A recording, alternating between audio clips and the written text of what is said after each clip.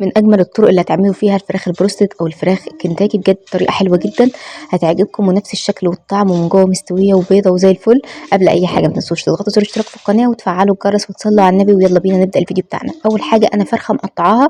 الفرخه دي عادي انا جايباها 2 كيلو عادي، ومقطعاها كويس جدا، يعني تقريبا 8 قطع. وجبت السكينه بقى، بصوا ببتدي اعمل فيها فتحات من كل ناحيه وكل مكان، كل ناحيه وكل مكان اعمل فيها الفتحات. وبعدين هاخد الفراخ دي اغسلها غسله كويسه بالليمون والملح والجنزبيل، واقلبهم كويس كده مع بعض، وهسيبهم شويه عشان تنضف كده الفراخ وما يبقاش فيها اي زفره خالص. وبعدين جبت طبق بقى عشان نجهز خلطه البهارات اللي هنحطها عليها. اول حاجه انا حطيت معلقه ونص كده كبيره من الملح، وعليهم فلفل اسود وكمون وشطه وكزبره وزعتر، ولو عندك بقى معلقتين كبار كده من بهارات الفراخ، وكمان سنه بسيطه من البابريكا، ولو عايزه تزودي شطه عشان تبقى معاكي سبايسي براحتك. وهحط كمان شويه من المرقه الفوريه بتاعه الدجاج، تقدر تستغني عنها براحتك. وهنقلب كل البهارات دي كويس مع بعض لحد ما يبقوا عندنا كده. ده الخلطه بتاعه توابل البروستد او الكنتاكي، هتبقى عندنا كده تمام جاهزه.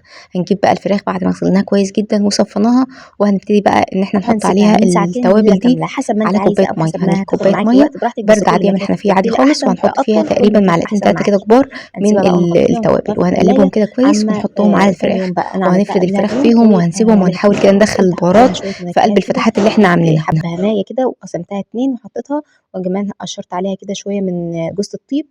وكمان لو عايزة بقى ورق لورا، توم، بصل، عادي اي منكهات بتحبيها حطيها. انا حطيت جوز الطيب وحطيت حبهان، وهسيبها بقى مع نفسها كده شويه تتبل بقى. ومن فتره للتانيه هبقى ارجها كده رجه زي ما انتم شايفين عشان التتبيله تروح في كل مكان في الفراخ.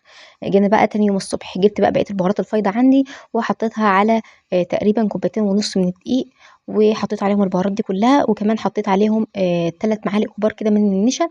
وهقلب الكلام ده كده كله كويس مع بعضه. عايزه برضو تخلي القشره اللي بره تكون سبايسي كده وحراقه، احط عليها معلقه شطه كبيره. هقلب الكلام ده مع بعضه، وهبتدي بقى افرغ كده مكان في الفراخ عشان في الطبق، عشان الميه التتبيله بتاعه الفراخ دي نفسها هنحتاجها.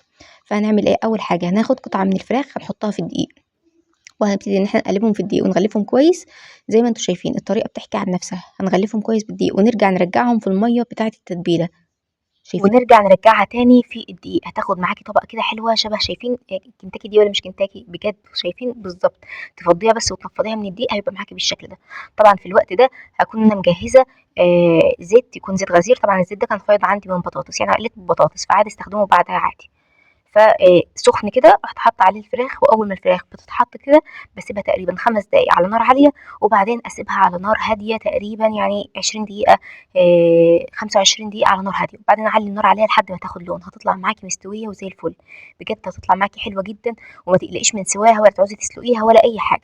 طبعا انا لما بهدي النار اي بواقي دم فيها بتخرج والكلام ده كله، فبقلبها على الجنب التاني، كل حاجه بتستوي وكل حاجه بتبقى تمام بجد. بس حاولي اول ما تنزل ما تقلبهاش عشان الجلده اللي هي البرانيه دي او القشره البرانيه ما تتخلعش منك. يعني اول 5 دقايق هتنشف بس فيهم وتمسك نفسها الطبق اللي بره، وبعدين تهدي عليها براحتك بقى لحد ما تستوي.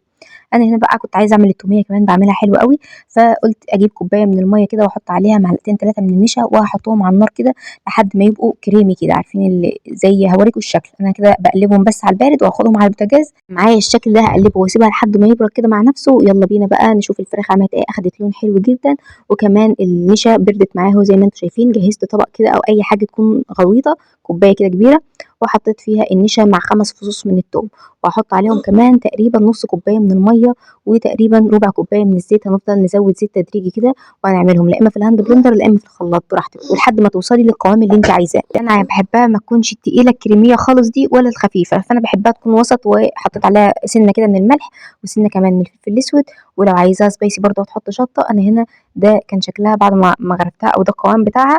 وهنا بقى زي ما انتم شايفين كانت الفراخ بدات ان هي تاخد لون. بحب اخليها تاخد لون خالص كده عشان اتاكد ان هي استوت خلاص وكل حاجه تمام.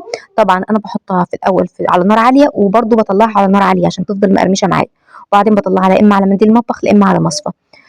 طبعا الفراخ دي بقى لسه ما استوتش، بقلبها على الجنب التاني، وهسيبها بقى لما تستوي وهوريكم الشكل في الاخر. بجد طعمها احلى من بره وانضف من بره، تحسوا فيها بطعم النظافه بجد. جربوها وعلى ضمانتي. وهنا التوميه والكاتشب، كمان عملت رز اصفر، وده كان الغدا بتاعنا النهارده. بجد كانت حلوه ومختلفه والعيال فرحانين. لو عجبكم الفيديو ما تنسوش تشتركوا في القناه. مع السلامه.